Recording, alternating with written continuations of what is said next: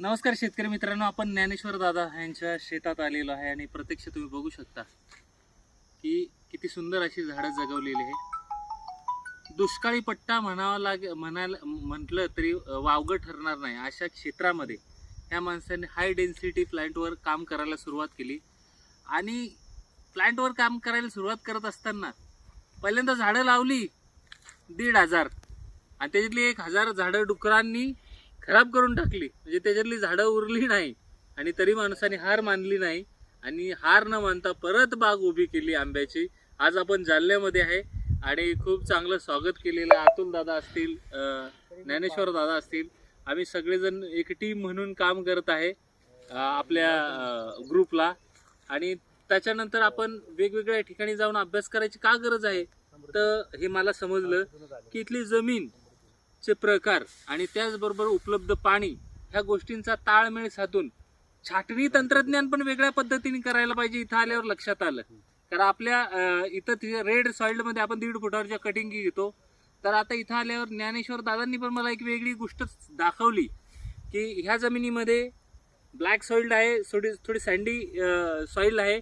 तर अशा जमिनीमध्ये हीट जास्त असल्यामुळं खालून तापमान वाढल्यामुळं जर आपण 1.5 फुटावर जर कटिंग केली इथे जालन्यामध्ये तर थोडासा झाड वाढायला प्रॉब्लेम येतो. पण तेच जर समजा 2 ते 2.5 फुटावर जर कटिंग केली तर ते झाड चांगलं वाढतंय, असं त्यांचा प्रॅक्टिकल अनुभव आहे. तर अशाच पद्धतीने वेगळ्या ठिकाणी जाऊन मला का शिकावं लागतंय, काच भेटी द्याव्या लागतात. बरेच लोक म्हणतात तुम्ही एका ठिकाणी प्रशिक्षण घेतात. मी एका ठिकाणी प्रशिक्षण घेत नाही, मी अशा ठिकाणी जाऊन बघतो, विविध ठिकाणी अभ्यास करतो आणि अभ्यास केल्यानंतरच त्या बागा सेट कशा करायचं हे आम्ही ठरवतो. आता इथं एक गोष्ट अजून लक्षात आली, पाण्याचं दुर्भिक्ष असताना मातीमध्ये किंवा पाण्यामध्ये क्षारांचं प्रमाण आहे ते पानांवर जाणवतंय. मातीमध्ये थोडं तरी चुनखडीचं प्रमाण आहे हे लगेच जाणवतंय, कारण पानाच्या कडा आहेत त्या सुकलेल्या आहेत.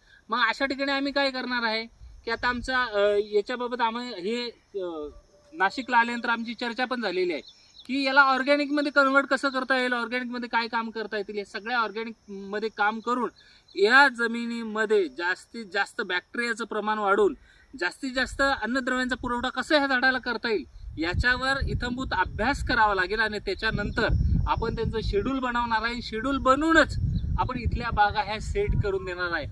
खरं तर मी तुम्हाला सलाम करतो दादा की एवढ्या दुष्काळी भागात छोटंसं एक शेततळं घेतलंय, पाणी नाही, दुसरा सोर्स नाही, हे एवढ्याशा शेततळ्यावरच त्यांनी हे डेव्हलप केलंय.